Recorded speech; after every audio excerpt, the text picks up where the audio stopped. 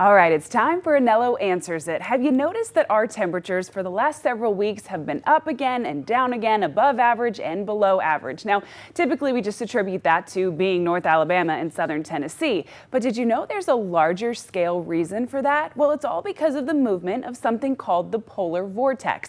The polar vortex is a large mass of very, very cold air that sits right over the poles, very high in the atmosphere. We call that a loft. Now, the interesting thing about the polar vortex is that it's kept at bay, staying near the poles by the jet stream. The jet stream serves almost as a boundary of air that circles that polar vortex, and it keeps that cold air sitting by the poles. The jet stream is found right at the pressure differences between warm air and cold air. Now, as long as the jet stream stays zonal or particularly parallel, that polar vortex stays near the poles. However, at this time of year, the jet stream starts to weaken, and then it becomes what's called a meridional flow, or high highs and low lows, called troughs and ridges. This allows the polar vortex to come much further south right here to the Tennessee Valley and bring us colder air. So as that jet stream moves up and down and takes the polar vortex with it, that's why our temperatures are doing the exact same. Take a look at our high temperatures for the last several days.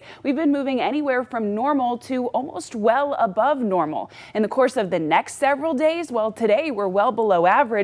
We'll move back up to normal and then move back to well below average. And that's all because of an especially caffeinated polar vortex and jet stream. Well, that's all for Anello Answers It this week. If you have a weather question, be sure to email it to me at gnello@waytv.com because I would love to hear from you.